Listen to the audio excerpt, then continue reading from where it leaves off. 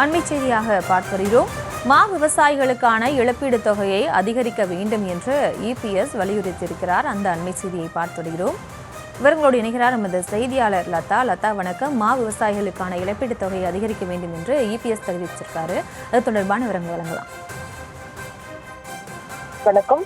எதிர்க்கட்சி தலைவரும் அதிமுக பொதுச் செயலாளருமான எடப்பாடி பழனிசாமி பதிவு ஒன்றை வெளியிட்டிருக்கிறார். அவர் வெளியிட்டிருக்கக்கூடிய பதிவில் மா விலை சரிவால் விவசாயிகள் பெரிதும் பாதிக்கப்பட்டுள்ள நிலையில் அவர்களுக்கான குரலாய் கடந்த 20ஆம் தேதி அன்று கிருஷ்ணகிரியில் மாபெரும் உண்ணாவிரத போராட்டமும், திண்டுக்கல்லில் மாபெரும் கண்டன ஆர்ப்பாட்டமும் நடத்தி மா விவசாயிகளின் கோரிக்கைகளை மத்திய மாநில அரசுகள் நிறைவேற்ற கோரியது அதிமுக என்றும், ஆனால் வழக்கம் போல இங்குள்ள திமுக அரசு விவசாயிகளின் கோரிக்கைகளை கண்டு கொள்ளவில்லை என்றும், வேளாண் துறை அமைச்சரோ வெளிநாட்டு சுற்றுலாவில் பிஸியாக இருப்பதாக தகவல்கள் வருவதாகவும் கடுமையாக சாடியிருக்கிறார். மேலும் மத்தியில் கூட்டணியாக 39 எம்பிக்களை வைத்திருந்தும் மா விவசாயிகளுக்காக குரல் கொடுத்ததா திமுக என்ற கேள்வியை எழுப்பியிருக்கக்கூடிய அவர் இல்லை என்றும் அதில் குறிப்பிட்டிருக்கிறார். விவசாயிகள் மீது குண்டர் சட்டம் போட்ட அரசுதானே இந்த அரசு, இவர்களிடம் விவசாயிகள் நலன் பற்றி எப்படி எதிர்பார்க்க முடியும் என்ற கேள்விகளையும் அடுக்கடுக்காக எழுப்பியிருக்கிறார். இந்த நிலையில்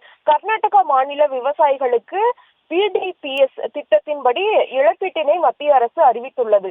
விவசாயிகள் நலன் காக்கும் நோக்கில் மாண்புமிகு இந்திய பிரதமர் அவர்கள் தலைமையிலான மத்திய அரசு எடுத்துள்ள இந்த முடிவை வரவேற்பதுடன் தமிழ்நாட்டு மக்களுக்கும் இத்தகைய இழப்பீட்டை அறிவித்து வழங்க வேண்டும் என்று மத்திய மாநில அரசுகளை வலியுறுத்துவதாகவும் அந்த பதிவில் குறிப்பிட்டிருக்கிறார்.